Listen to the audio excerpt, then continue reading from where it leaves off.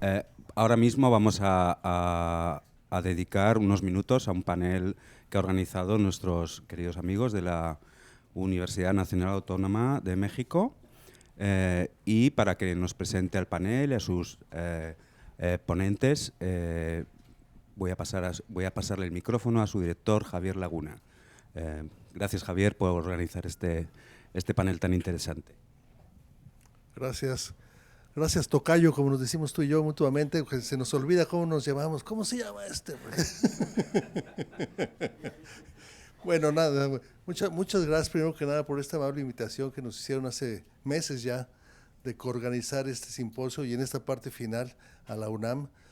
Simplemente un comentario breve, la relación de UNAM Boston con el Observatorio Cervantes ha sido desde su inicio, pero no solo aquí en Boston. La UNAM tenemos varias sedes en Estados Unidos y en cada una de ellas tenemos una relación muy cercana con cada uno de los institutos Cervantes existentes donde nos encontramos. E históricamente la UNAM y el Instituto Cervantes por décadas han tenido una colaboración de relación de cooperación muy importante y no puedo dejar de mencionar la presencia de las sedes de la UNAM en el extranjero. Por supuesto no es al nivel del Cervantes, pero tenemos 15 sedes en el mundo, una de ellas en Madrid. Nosotros estamos alojados dentro del Instituto Cervantes, o sea, tenemos una relación de colaboración permanente e intrínseca en nuestras tareas y no podría hacer la diferencia aquí en Boston. Así que nuevamente muchas gracias por considerarnos y trabajar en este primer sesión que estamos compartiendo el espacio, tanto tú y yo como somos un tanto nuevos en Boston en estas tareas. Con esto yo me detengo nada más para darle agradecimiento y esta mesa que creamos y echamos a andar con un nombre que se antoja interesantísimo, las hegemonías digitales y resistencia lingüística. ¿Qué quiere decir esto? Vamos a escuchar y va a ser muy interesante saber de qué nos van a hablar, pero para ello voy a pedirle a Héctor Zavala, que es el director asistente conmigo, que haga la presentación de cada uno de ellos y los dejo entonces con Héctor. Gracias.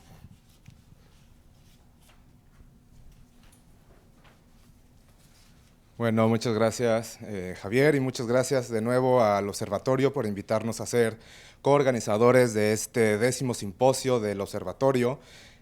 Como decía el doctor Laguna, nos pusimos a la tarea de organizar un panel desde el año pasado que se decidió la temática de esta 10ª edición y el panel lo hemos decidido nombrar Hegemonías Digitales y Resistencia Lingüística. Como un antecedente de esta sesión, el año pasado realizamos un seminario online sobre el tema de las humanidades digitales, que dicho sea de paso es uno de los temas de expertise del director del observatorio, también Javier Puello, en el que estuvieron Alicia y Miriam y otra colega del MIT, y en esta ocasión se nos une también Alexandra, que estamos muy contentos.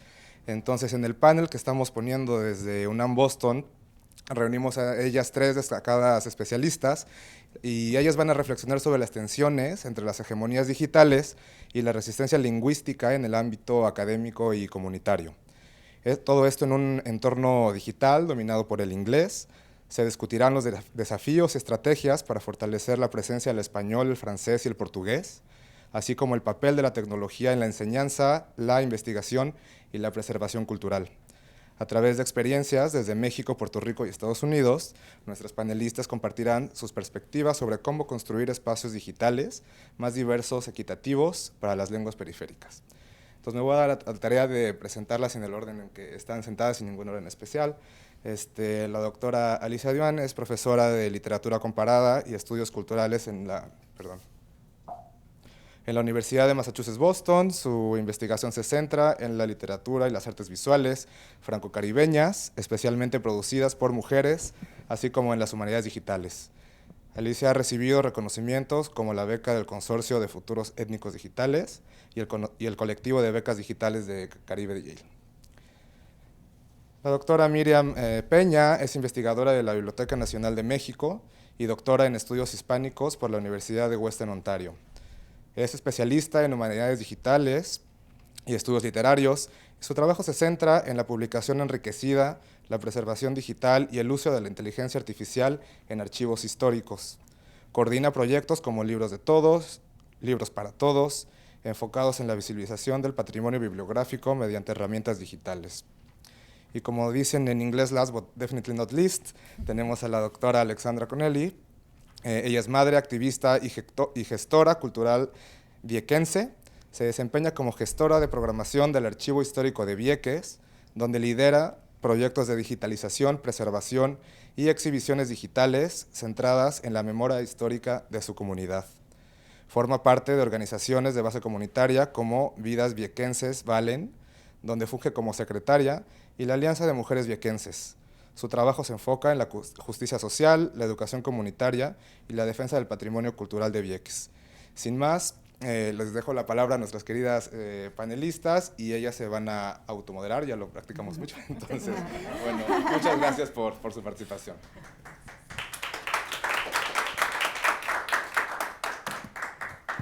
A ver, muchas gracias, Héctor. Primero quiero agradecerlos y agradecer al director Javier y el director asistente Héctor, pero también nuestros amigos ahora en el Instituto Cervantes, otro Javier, Bruno y José, muchas gracias porque es mucho trabajo organizar todo esto y para nosotros es un orgullo y un privilegio presentar en este simposio. A ver, lo que va a pasar es que tenemos 3 temas y cada uno vamos a presentar un tema y discutimos más o menos 15 minutos del tema y tenemos cada vez 3 preguntas para guiar nosotros en la conversación. A ver, los temas que tenemos, primero yo voy a hablar de las lenguas de la periferia digital, el español, el francés, el portugués, porque como mencionó Héctor, yo trabajo en el Caribe francófono, en Guadeloupe y en Martinique, y precisamente ahora voy a hablar de mi proyecto con un artista y un activista de la isla de Guadeloupe. Y también de la tecnología y lenguas minoritarias en el entorno digital. A ver, en el contexto digital contemporáneo, las lenguas consideradas periféricas, como el español, el francés y el portugués, enfrentan tensiones estructurales derivadas de la hegemonía del inglés en las tecnologías de la información. A pesar de su amplio número de hablantes, estas lenguas no siempre gozan de una representación equitativa en plataformas digitales, lo que repercute en la producción y el acceso al conocimiento, así como en la participación plena en la economía digital. En un nivel aún más crítico, las lenguas minoritarias enfrentan riesgos significativos de exclusión. Muchas de ellas carecen de herramientas básicas en el entorno digital, lo que acelera su desplazamiento y potencial extinción. No obstante, la tecnología también ofrece posibilidades para su revitalización mediante proyectos de documentación, aplicaciones educativas y desarrollo en procesamiento del lenguaje natural. Promover a la diversidad lingüística en el entorno digital es esencial para construir un ecosistema más equitativo, inclusivo y representativo. Y las preguntas que yo tengo para mis colegas y yo misma son la primera: ¿de qué manera la hegemonía del inglés en el entorno digital limita el desarrollo de contenidos y tecnologías en lenguas periféricas como el español, el francés y el portugués? Segunda pregunta: ¿qué estrategias tecnológicas podemos implementar para preservar y revitalizar lenguas minoritarias en riesgo de desaparición y en el contexto digital?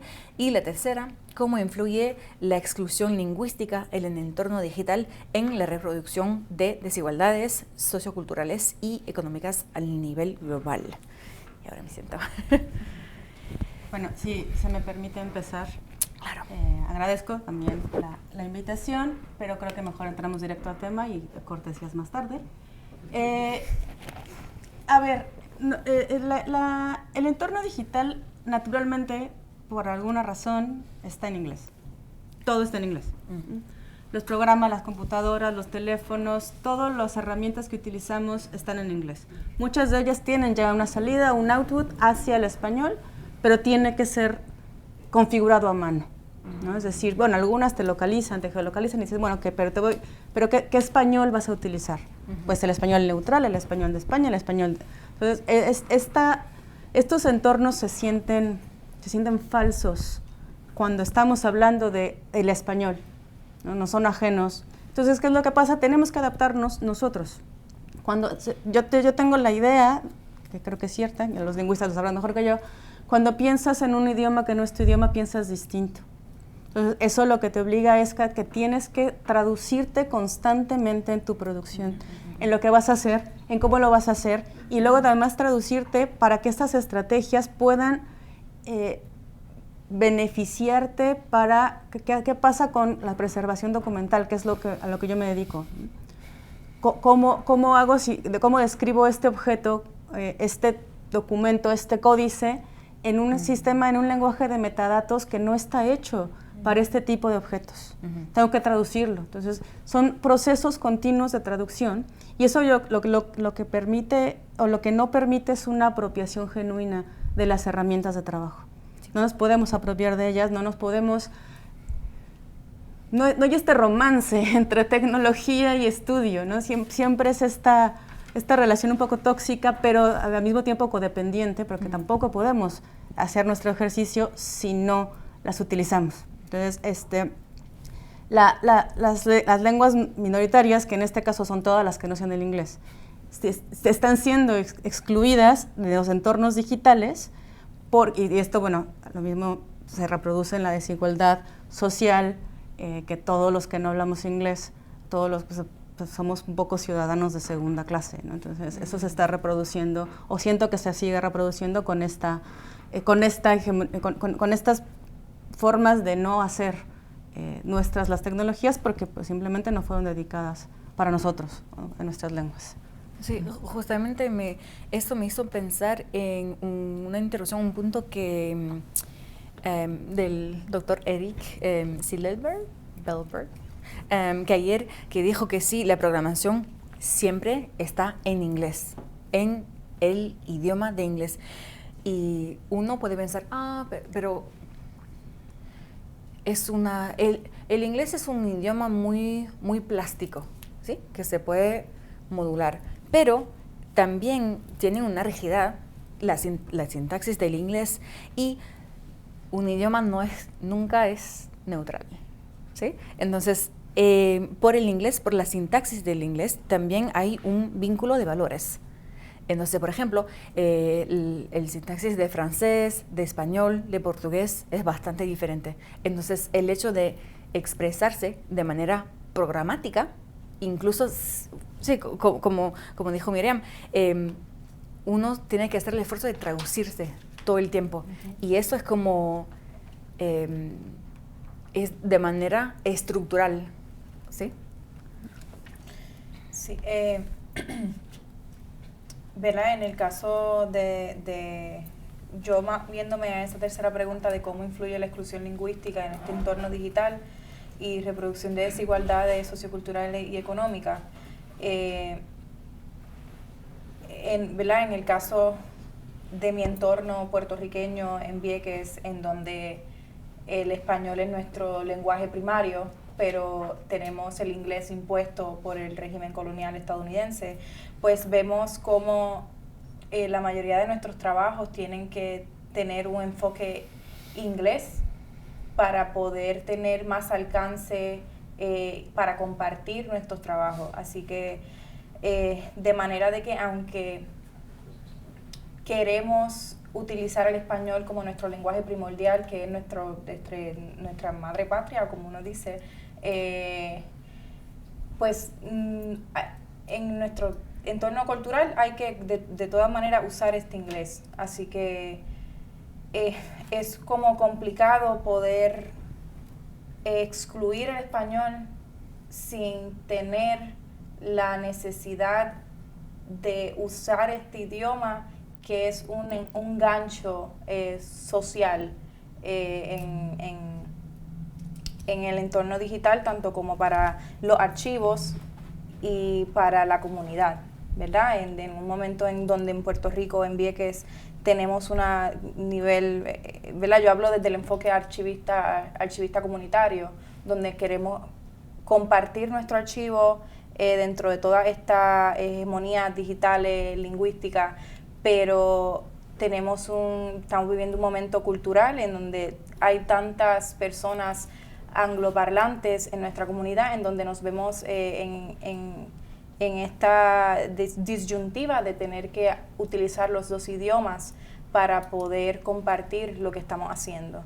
Entonces, desde esa exclusión lingüística, pues a veces el español se nos queda un poco atrás en la reproducción de estas desigualdades, que al final es algo bien social dentro de este contexto económico también. Bueno, quizá solo para abordar un poquito la pregunta 2, que es una que a mí me interesa mucho, las estrategias tecnológicas, sobre todo para preservación y revitalización. Bueno, creo que a las 3 ya dejamos muy claro que el inglés nos absorbe porque pues en eso estamos trabajando, ¿no? Pero al mismo tiempo también, sobre todo en el caso de México, México es una lengua de un montón más de lenguas que se hablan. Entonces, en el caso de la UNAM, en el caso de la Biblioteca Nacional, que es de donde yo trago mi ejercicio, nosotros utilizamos el español. Entonces tenemos esta traducción traducimos el software, nos acomodamos a él para hacerlo en español, pero no hemos dado el salto a ¿y qué pasa por qué no hacemos esto en náhuatl? ¿Por qué no hacemos esto en maya? ¿Por qué no? Entonces, replicamos este modelo inevitablemente, y creo que lamentablemente, porque no hay forma de hacer una especie de englobarlos a todos, ¿no? Alexandra está diciendo, bueno, es que ellos tienen que entrar al inglés porque si no, la mitad de su público, de sus lectores, no van a poder tener acceso. Lo mismo pasa en tu caso, ¿no? Si no usas el bilingüismo, pues tu producción se queda cerrada. Nosotros tenemos el apoyo de la Biblioteca Nacional, que es la Biblioteca Nacional, y de todas formas hacemos todo en español. No vamos a otra lengua, no bajamos a otras regiones. Entonces también pues estamos siendo un poco reproductores del mismo modelo de que nosotros nos está oprimiendo en cuanto a la producción. Es un poco irónico. Sí, muy interesante. Yo tengo dos cosas que decir. La primera es que, por ejemplo, una de las estrategias tecnológicas que se puede implementar para preservar y revitalizar las lenguas minoritarias es, por ejemplo, ayer vimos un ejemplo muy, muy bonito de la doctora Vargas Montes y su colega Miriam en Indigenous Epistemes of the Borderlands, que fue un proyecto muy, muy interesante. Un mapa muy interactivo y también de archivo. Eso es mi primer punto. Y el segundo punto es que, por ejemplo, también porque vamos un poco casi cerrando el simposio, también la intervención del doctor Edgardo Tormes Bigles de Boston University ayer me hizo pensar que, por ejemplo, mi proyecto a mí es un open tour que le voy a mostrar y ahora mismo solo hay texto en francés. Hubo debate. Lo traducimos a inglés, lo traducimos al español. Y yo lo que quise hacer, y también la pregunta también del créole guadeloupéen. El créole guadeloupéen es el segundo idioma que se habla en la isla de Guadeloupe. Pero no se escribe tanto que se habla. Entonces, por ejemplo, pensamos grabar un audio para que lea el texto, por ejemplo, pero al ver la intervención del doctor Tormes ayer, yo pensé, ¿por qué no grabar la audiodescripción de la obra que se está enseñando?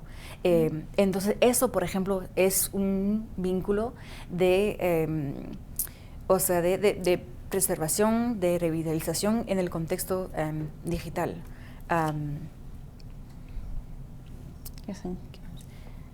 ¿Añades algo más o pasamos al segundo punto? Yo creo que estamos bien. Sí. Nos queremos apegar al tiempo porque nos interesa platicar también con todos ustedes y poder tener una discusión al final. Bueno, el segundo punto en el que estamos planeando continuar esta discusión tiene que ver con todo el tema que está relacionado con la parte más de experiencias de uso, adaptación de las herramientas digitales, los procesos, procesos de docencia, de investigación, en esta que nosotros llamamos lenguas periféricas. Un poco la introducción de este tema tiene que ver con cómo hemos adaptado estas herramientas digitales en contexto de nuestras lenguas, de las lenguas de las que trabajamos, porque también consideramos, teniendo en cuenta las particularidades geográficas, pero también culturales, y explorando esta integración entre herramientas dentro de las labores de docencia, dentro de los productos de investigación, para fortalecer el acceso, pero también provocando una resistencia lingüística con los desafíos que vienen con ello, ¿no? Desafíos como que enfrentan comunidades desde las más sencillas, entre comillas, como la infraestructura tecnológica, el acceso a la fragilidad de una computadora. Ya lo mencionó hace rato la estudiante de Eduard, que se le perdió el podcast, ¿no? El material completo, a mí se me fundió un servidor con todo el proyecto, ¿no? Esas fragilidades tecnológicas, pero también vamos a analizar un poquito las iniciativas que promueven esta preservación y sostenibilidad de recursos digitales en entornos de alta vulnerabilidad, inundaciones, sismos, todos estos desastres que son completamente ajenos a nosotras, y una reflexión, bueno, sobre cómo podemos o cómo esas acciones podrían fomentar equidad y diversidad lingüística en estos ecosistemas digitales. Y para esto nos seguiremos estas 3 preguntas principales. ¿Cuáles son las principales estrategias de adaptación y uso de herramientas digitales en contextos de lenguas periféricas, considerando las particularidades geográficas y que enfrentan las comunidades en las que ambas trabajan? ¿Y cómo pueden integrarse las herramientas digitales en la docencia e investigación en lenguas periféricas para fortalecer tanto el acceso como la resistencia lingüística en entornos académicos y profesionales? Aquí nos iremos un poco más, no tanto a la comunidad. Y desde la experiencia de las 3, ¿qué acciones o iniciativas consideramos prioritarias para garantizar la preservación, acceso y sostenibilidad de los recursos digitales en comunidades con este tipo de estructuras inestables, climáticas, etcétera? Muchas gracias. No sé, creo que Alexandra, ¿quieres comenzar? Sí, dentro de las estrategias que he utilizado el archivo para tener herramientas digitales en estos contextos y en nuestras particularidades geográficas, el archivo es un archivo comunitario. Más adelante les voy a hablar de cómo nace el archivo y desde qué necesidad es que se crea este proyecto. Nosotros como archivo comunitario y único archivo histórico en la isla de Vieques, nosotros estamos trabajando con diferentes colecciones, digitalizando, creando metadatas, creando inventarios para entregarle este trabajo y este proyecto a las escuelas que no todas las escuelas ni todos los estudiantes tienen acceso digital una vez salen de la escuela. Así que de manera que nosotros pues pasamos el trabajo de sudar esa, como en Puerto Rico decimos, la gota gorda, de trabajar con la tecnología y estas particularidades de dificultad que se ven los estudiantes, pues nosotros pasamos ese trabajo y se lo entregamos a ellos un poco más como guías de estudio.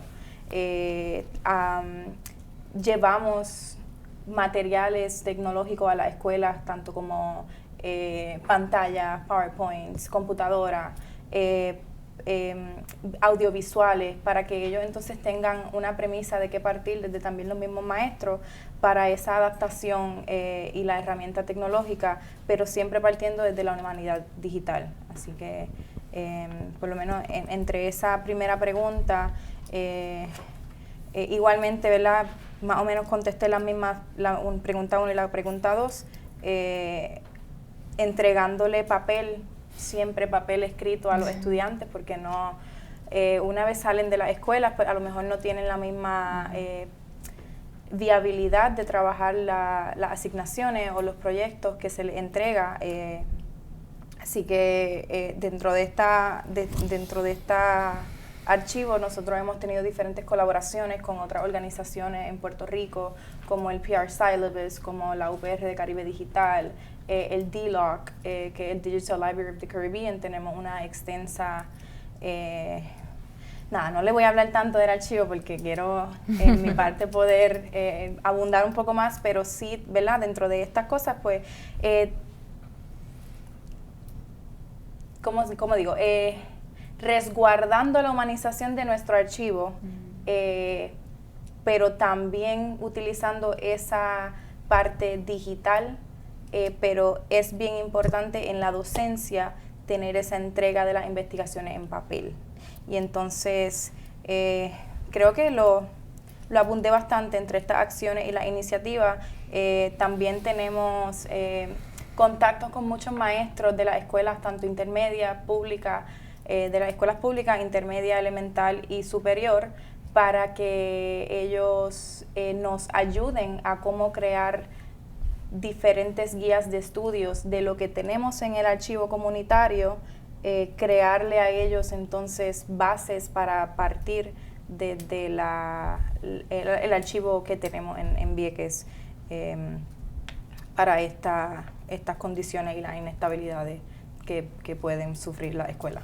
Sí, y también yo creo que la gente se olvida que el digital tiene una realidad material muy fuerte. Por ejemplo, el servidor que ya se fue, el USB que no se puede colocar. En nuestro caso, por ejemplo, con mi compañera Gigabon, el internet viene por fibra óptica, ¿sí? Bajo del océano. Por ejemplo, la fibra óptica que llega a Estados Unidos son más o menos como 1247, no estoy segura de la cifra, pero imagínense, 1240 y pico. A Guadeloupe y Martinique llegan 4. Entonces el internet es bastante más lento, no se pueden cargar cosas muy pesadas, las imágenes tienen que ser de baja calidad de vez en cuando, el video no va a ser tan rápido, y eso tenemos que pensarlo, y todo ese pensamiento también viene del minimal computing, que se developó mucho en el Caribbean Digital Scholarship Collective, y eso tenemos que pensarlo. Por ejemplo, tuvimos que elegir o descargar el Open Tour que hicimos y mantenerlo en nuestros servidores, pero también en Guadalupe hay muy pocos servidores, entonces es súper costoso y el mantenimiento también es muy costoso, o guardarlo en los servidores de Emory University, donde yo hice mi doctorado. Y elegimos guardarlo en los servidores de Emory porque descargarlo y mantenerlo era mucho trabajo y mucho dinero también. Entonces, ahí hay una pregunta de la autonomía. ¿Cómo, si es deseable o no? Porque, y a ver qué pensaba. Ya, eso. Tuvimos que elegir y elegimos guardarlos en los servidores de Emory. Sí, a veces se tiene que sacrificar la soberanía del dato para permanecer y para sostener los recursos, sí, ¿no? Sí. Nosotros, por ejemplo, estamos... es que está complicado porque estamos empezando con un proyecto que les voy a explicar hablar un poquito más adelante. Pero las principales iniciativas que hemos tomado van más en línea hacia la alfabetización digital. Primero, para empezar por allí, porque estamos dando por hecho que todos somos investigadores y todos podemos entrar a internet, y la verdad es que no es cierto. Yo doy clases a nivel licenciatura, posgrados y para arriba, pero los chicos de primer año de licenciatura usan ChatGPT como si fuera la cosa más normal. Google. O no lo usan. ¿No? Hay dos extremos. Entonces, estos primeros acercamientos tienen que ser guiados. Entonces, empezamos desde lo más básico, alfabetización digital. ¿Por qué estás usando un Windows o un iOS? ¿Cuál es la diferencia? ¿Por qué? O sea, ¿cuál es la elección que viene detrás? ¿Marketing? ¿Que tiene que se ve más bonita la Max, más linda? qué viene detrás. Entonces, intentando hacer estas alfabetizaciones muy básicas, pero desde un acercamiento crítico. ¿Por qué vamos a hospedar esto en Estados Unidos? Pues porque le estoy pagando servidor a Amazon, porque pues, es lo que puedo costear, porque es lo más barato. ¿Ok? Desde la universidad pública es muy costoso tener todos los proyectos digitales en el servidor de la UNAM. Es imposible a quién le toca. Una vez que lo cuelgas en el servidor de la UNAM, ¿quién se tiene que encargar de mantenerlo? Tú, la Dirección General de Bibliotecas, la Biblioteca Nacional. Entonces empieza a hacer un organigrama en el que estamos intentando educarnos, también nosotros, ver cómo es la estructura, dónde van a estar las cosas, y educar desde a nuestros colegas, educar a nuestros alumnos, porque todo el entorno digital no es nada más, ya le di clic, ya se subió, ahí está. Es un sistema muy complejo, es un sistema muy difícil de seguir, y hay que tomar decisiones, incluso éticas, de, híjole, voy a sacrificar la soberanía de mis datos para que se preserven. Va al servidor de Amazon, porque si no, se pierden. Sí. Voy a tener que pagar un servicio porque el servidor que me prestaron se me incendió la computadora, entonces, etcétera, ¿no? Todo ese tipo de estrategias, y sobre todo pensando en que siempre, esto es una cosa que repetimos mucho, documentar, incluso los errores. Aquí nos equivocamos, aquí decidimos instalar un WordPress porque era muy fácil, sí, pero luego es una lata porque tienes los plugins, te los empiezan a cobrar, entonces ya no puedes mantenerlo, ¿no? Entonces, ese tipo, si necesitamos, no, queremos software libre, sí, pero ¿quién lo sabe instalar? ¿Quién lo sabe utilizar? Entonces, todo ese tipo de experimentos, yo soy fan de la prueba y el error, y eso es un poco de las prácticas que estamos intentando hacer. Iniciativas desde lo más sencillo, que es la educación básica, la alfabetización básica, hasta ya las cosas más a fondo, como preservación digital. Ya está listo. ¿A quién le toca? ¿Qué hacemos para que esto dure 5, 10, 15, lo más posible funcionando, no nada más en la memoria, ¿no? ¿Algo más? ¿No? ¿En la tercera? Sí, vale, pasemos para seguir avanzando.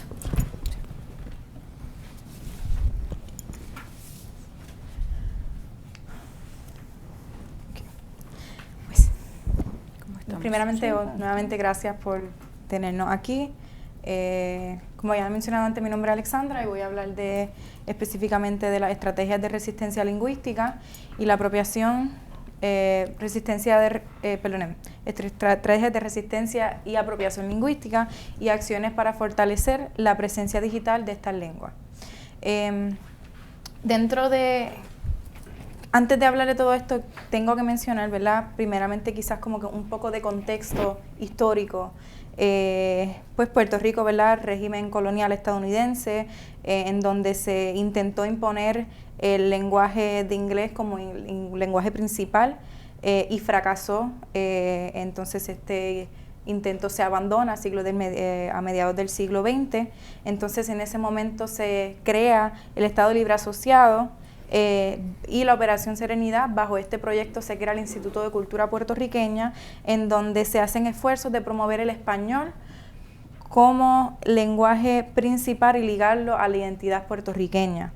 Entonces, sin embargo, en este régimen colonial y capitalista que está dominado por el Estados Unidos, tenemos una realidad diaspórica en la del pueblo puertorriqueño, en la que ha tenido que preservar su cultura dentro del lenguaje de Puerto Rico, que es tanto el inglés como el español. Y dentro de ese mismo contexto de Puerto Rico tenemos el contexto de Vieques, en el que Vieques ha sido moldeado por un desplazamiento forzado de parte de la Marina de Guerra de los Estados Unidos en el 1940, en donde se expropiaron 3/4 partes de la tierra por la Marina de Guerra de los Estados Unidos, en la que redució la población de la isla y creó una franja de tierra que no estaba destinada para sustentar la viabilidad de la vida viequense en ella. Entonces, aún así, la comunidad de Vieques, tanto con el apoyo de la diáspora, de Puerto Rico, Estados Unidos, el mundo entero y el mismo Puerto Rico, logró expulsar y cesar el bombardeo de la Marina de Guerra de los Estados Unidos en Vieques en el 2003. Ahora, ¿por qué menciono esto? Porque precisamente por esto es que nace el Archivo Histórico de Vieques. El Archivo Histórico de Vieques nace en 1991 con la intención de preservar la historia de Vieques en este contexto de la historia premarina y postmarina, ya que en Vieques no había ningún tipo de archivo para hacer esto, y entonces nace este archivo con esta intención de preservar, divulgar y compartir la historia y el patrimonio histórico de Vieques. Vieques tiene mucho que ofrecer, no solo, ¿verdad?, lo premarino Estados Unidos, pero sí dentro de su historia colonial española, pues tiene mucha influencia francesa, mucha influencia danés. Así que dentro de todo esto, ¿verdad?, respondiendo a estas preguntas, pues el archivo ha desarrollado unas estrategias de resistencia a través del uso y la preservación del lenguaje como vínculo de memoria, partiendo del contexto colonial de Puerto Rico, desde la dominación española hasta la estadounidense, y entonces se examina cómo ha sido resistida y reapropiada por las comunidades locales. En el caso de Vieques, la creación de este archivo comunitario ha sido un espacio para salvaguardar la historia y las voces del pueblo. Entonces, dentro de estas preguntas, pues, ¿de qué manera los archivos comunitarios y las tecnologías pueden convertirse en herramientas de lingüística y cultural? ¿Cómo responde este archivo a la necesidad de proteger no solo los hechos históricos, sino la forma en que se narran? ¿Y cómo puede la digitalización ser una forma de resistencia cultural y lingüística?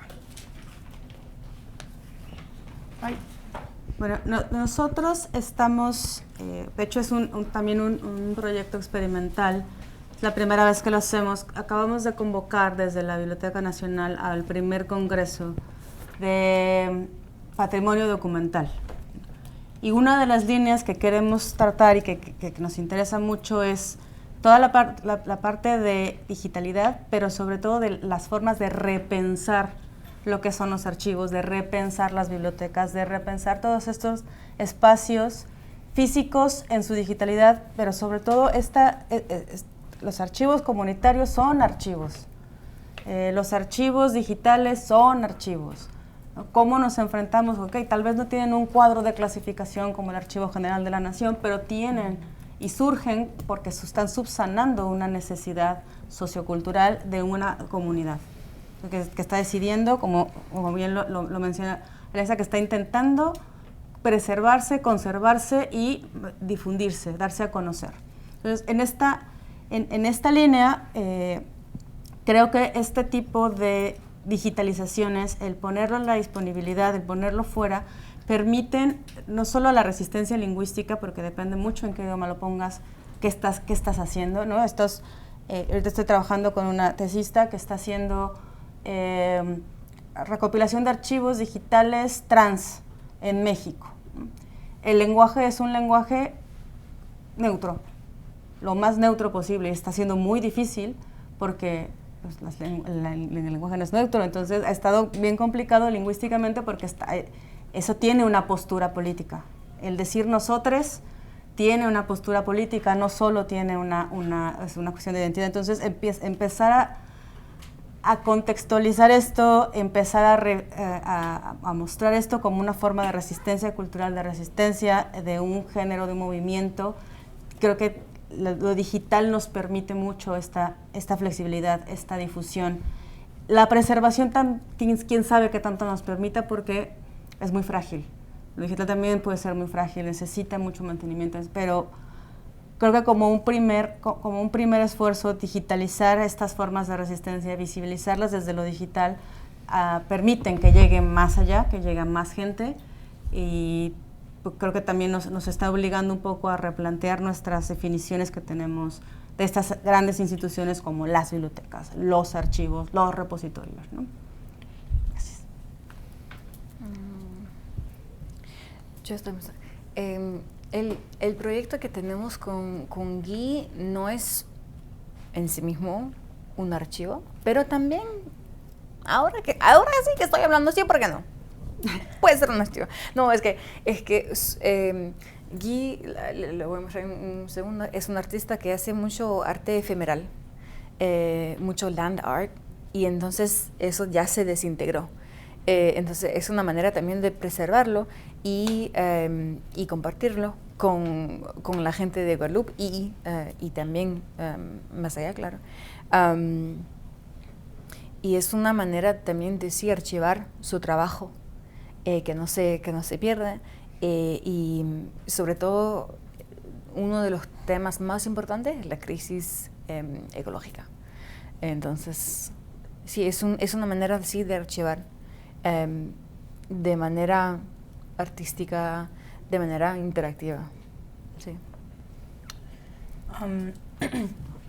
Quería mencionar quizá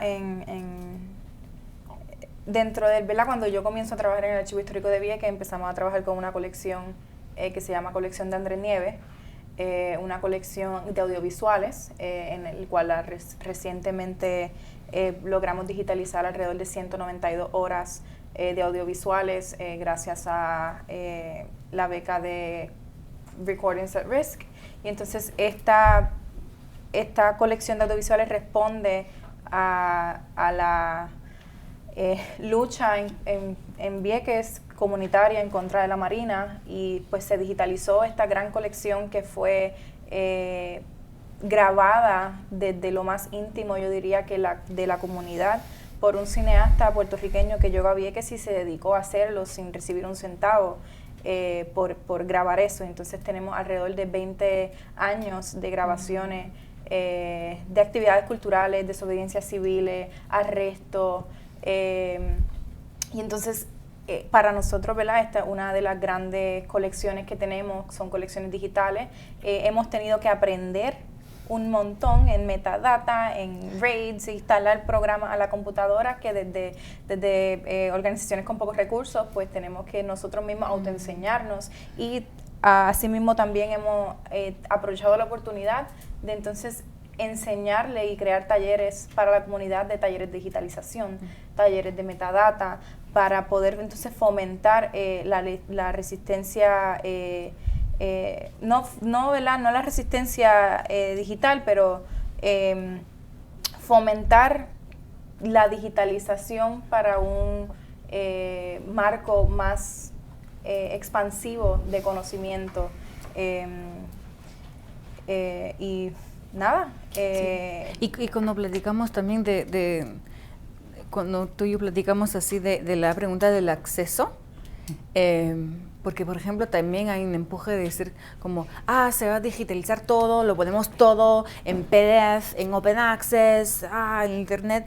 Pero, por ejemplo, en el caso del Archivo Histórico de Vieques, hay unos datos sensibles, arrestos, de eso, sí. Y entonces, por ejemplo, en el archivo me contaste que hay que establecer una relación. Sí. Sí, gracias, Alicia. Partiendo, ¿verdad? Sí. Desde la humanización, como mencionábamos ahorita, de estos archivos, partiendo, ¿verdad? de políticas de extractivismo en las que personas llegan, extraen la información, se van y no sabemos qué publicaron, no sabemos qué hicieron. Entonces nosotros como archivo comunitario, resguardando la sensibilidad de nuestra historia, entonces también apoyándonos en el que quiénes son los que narran la historia de Vieques. Entonces pues queremos ser nosotros los viequenses los que narren nuestra historia. Y entonces de manera que fomentamos un vínculo más personal para que entonces tú llegues y sí puedes hacer tu research, puedes hacer tu estudio, lo que sea que, ¿verdad? Que en ese momento estés buscando, pero que entonces tú conozcas el sentido y darle vida a ese archivo, porque los archivos están vivos, pero sin ese contacto humano, entonces pues no te estás llevando una palabra que no realmente puede reflejar la realidad de ese documento o ese archivo en caso de, ¿verdad? de lo que sea. En este archivo tenemos desde actas municipales españolas, desde las actas municipales del gobierno hasta el 1940, o sea, son muchas cosas que preservamos, y entonces pues establecer esa relación para nosotros es bien importante. Y también es mantener y promover el concepto del filósofo de Martinique, Édouard Glissant, que escribió en La Poétique de la Relation el derecho a la opacidad, que el concepto de categorización, de transparencia, que es 100%, también puede ser violencia. Y entonces ese derecho a la opacidad digital es algo que también queremos promover. Sí. A ver, encontramos un poco los... Sí, y el derecho al olvido también, ¿no? O sea, no todo tiene que permanecer por siempre. Sí.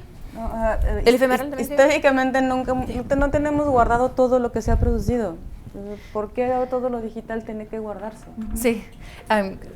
Bien rápido, en menos de un minuto, quería presentarle el proyecto que se llama Gigabon Empreinte d'art dans la ville, y es un recorrido, es un parcours en la ciudad de Pointe-à-Pitre, en Guadeloupe, y así en verde se ven los puntos de interés, y son 2 museos, una biblioteca y la Place de la Victoire, que es una plaza pública, y entonces la gente puede acceder en la ciudad de Pointe-à-Pitre a unos letreros de más o menos de este tamaño, y hay un código QR y donde se puede acceder al Open Tour, que es un recorrido, y esa es mi compañera de proyecto, Gigabon, que es artista y activista. Y aquí estamos tomando una cerveza. Entonces, sí. Y vamos a inaugurar el proyecto el 15 de julio en Guadeloupe. Entonces, casi. Pues esta es la página del archivo. En ese QR code pueden, si desean, escanearlo, y ahí está la página del archivo de redes comunitario. Está también el Linktree, está todas las informaciones en redes sociales, y dentro de esa misma página pues pueden también accesar las diferentes colecciones, las diferentes plataformas en donde tenemos variedades de las digitalizaciones de los proyectos que tenemos en el archivo. Y aquí hay un poco quizás de historia de lo que es el archivo y la colección André Nieves de Vieques. Bueno, esta es un poco primicia a nivel mundial. Nosotros en la Biblioteca Nacional acabamos de lanzar el Laboratorio de Imaginarias Digitales de la Biblioteca Nacional de México. Esta será como ya hemos tenido un par de actividades, y la idea de este laboratorio, que en este momento somos 2 personas y esperamos más estudiantes de tiempo de servicio social y más proyectos, estamos intentando fomentar el uso de las colecciones de la Biblioteca y la Biblioteca Nacional por medio de investigación, docencia y divulgación de las mismas en medios digitales. Utilizamos las humanidades digitales como nuestra herramienta principal para estudiar estos repositorios y estos recursos, y implementando diferentes metodologías. Ahora mismo estamos llevando 3 proyectos en paralelo. El mío, que es sobre archivos digitales de Francisco y Madero, líneas del tiempo, análisis de relaciones de personajes, etiquetado de transcripción automática, inteligencia artificial y demás. Hay otro proyecto de bibliografía mexicana, que también está, en este tienen como casi todos los investigadores del instituto están colaborando de alguna forma para generar un repositorio crítico de esta bibliografía, de la historia de la bibliografía mexicana, ¿no? Y otro proyecto que está empezando también, que tiene una aproximación hacia archivos, pero desde una visualización de qué se ignora, qué no está en el archivo, los silencios en los archivos, ¿no? Que también es una noción muy importante. Y afortunadamente también estamos ya compartiendo espacio con el Grupo de Ingeniería Lingüística en la Biblioteca Nacional, y con ellos estaremos trabajando también proyectos de procesamiento de lenguaje natural, análisis de sentimientos, utilizando siempre los materiales de la Biblioteca Nacional, para hacer este tipo de estudios y este tipo de trabajo en colectivo. Chicas, ¿quieren agregar algo más? Gracias.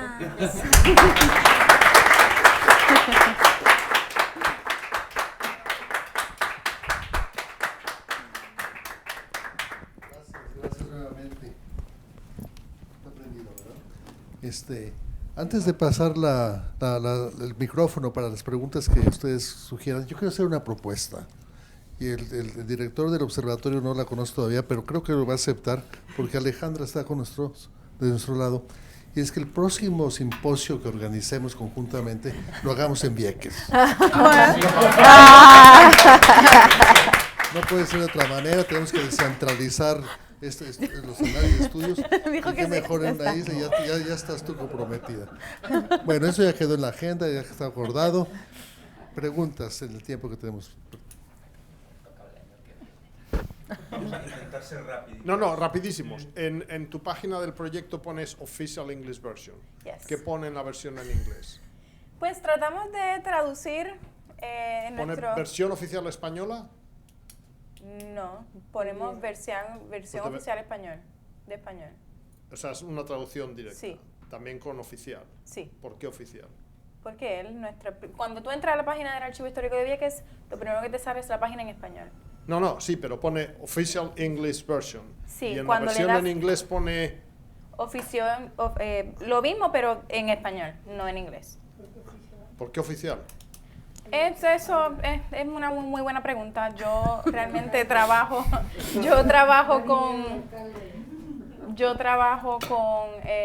con este tipo de actividades, las charlas educativas, pero dentro de esa pregunta, pues asumo que es precisamente porque nosotros trabajamos con los dos idiomas, entonces tenemos el inglés impuesto como parte de nuestro idioma, entonces... Pero no es oficial, es simplemente versión en no, inglés. Tal vez lo que no, pero cuando se habla de Sí. oficial es institucional, sí, o O sea, institucionalmente es la versión o certificada, página oficial, autorizada. la página del archivo en versión de inglés, no es No es como la lengua nacional. No, yo entiendo lo que dices, es la versión autorizada, de que es la versión oficial autorizada por ustedes, de que no es otra más. O sea, está avalada por ustedes, que es la, Sí, es la en versión nuestra oficial. página web y en la página ¿Alguna en otra inglés, pregunta nada más. de ustedes? Nayeli. Sí, bueno, ya que insistes. Bueno, muchas gracias a las tres por el diálogo tan relajado y al mismo tiempo tan constructivo, ¿no? Porque nos hicieron un paseo por cuestiones muy de fondo, muy clave, como la materialidad de algo que uno piensa que es virtual y que es efímero, hay una cosa muy material, los límites y los desafíos al acceso entre las comunidades, la brecha digital, pues, para acabar pronto. Y a mí, no es una pregunta, es un comentario que quiero hacerles, porque yo estudio traducciones, de allí vengo, de los estudios de traducción, y en varias oportunidades de sus intervenciones, ustedes mencionaron sus traducciones forzadas como estrategia para apropiarse de estos espacios en los que sienten que el español es minoritario, hablan de la traducción como una necesidad para dar acceso. Entonces, yo solamente creo que una vía de investigación interesante y derivada de lo que ustedes están proponiendo es la autotraducción como estrategia de resistencia. Incorpórate al panel del año entrante y abordamos ese tema. Pues muchísimas gracias y muchísimas felicidades, espléndida discusión. Solamente me gustaría todos los proyectos, hay que intercambiar también muchos datos ahí y vernos en el futuro en distintos encuentros. Y creo que es muy importante que también reflexionemos sobre la vida de los proyectos digitales. Sí. O sea, creo que de alguna forma se abordó, Miriam lo abordó mucho con todo el tema de la preservación, sobre todo cuando son iniciativas institucionales que tienen que ver a largo plazo, porque tienen que proveer una infraestructura a una población, pero que también desde la investigación, incluso esos grandes proyectos, pues creo que cada día va más la literatura sobre una cuestión muy existencialista, ¿no? O sea, los proyectos nacen, se desarrollan y mueren. Y es muy importante en ese sentido, como objetos vivos, de cierta forma, performáticos, que tienen la intervención de seres vivos, el pensar cuál es su función, o sea, todas esas cuestiones que tienen que ver con la sostenibilidad, pero también las preguntas de investigación o las preguntas de esa relación con la comunidad que ustedes también tejieron, que se piensen así, ¿no? O sea, como desde algo que nace, se desarrolla y va a acabar. Sí, claro, es que también, o sea, por eso cuando hablamos de preservación digital no hablamos de se va a hacer, es un ejercicio continuo. Y parte de ese ejercicio es revalorar. me vale la pena invertir tanto dinero, invertir tantos recursos, tantas horas, tanto entrenamiento por un proyecto que ya dio lo que tenía que dar. Está el registro, queda el testimonio, queda la documentación para que el fantasma, digamos, está persistente, pero compensa. ¿No compensa mejor hacer otra cosa? Hacer algo nuevo, crecerlo o hacer una segunda versión. Es decir, yo creo que parte fundamental es el diagnóstico. ¿Compensa o no compensa? Todo lo que se hizo en Flash ya no funciona y compensó hace muchísimos años, ya no funciona. Y no tuvieron la opción de decir compensa o no compensa, simplemente fue bye. Entonces, creo que la primera, tiene toda la razón, Paloma. Lo primero es decir sí y por qué. Entonces, bueno, si sí, compensa, tengo una buena justificación, entonces hagamos las acciones para que lleguemos ahí. Si no, pues también se vale olvidar las cosas, ¿no? O olvidar, ¿no? Como se habló ayer, ¿no? O sea, de cambiar los proyectos un poco de rumbo, ¿no? También. Bueno, lamentablemente, como siempre, el tiempo es nuestro peor enemigo y cualquier resistencia es inútil. Así que muchas gracias al observatorio por esta invitación que nos hicieron, a todos ustedes. Y tenemos ahorita unos minutos de receso, unos minutos y regresamos con la doctora Company.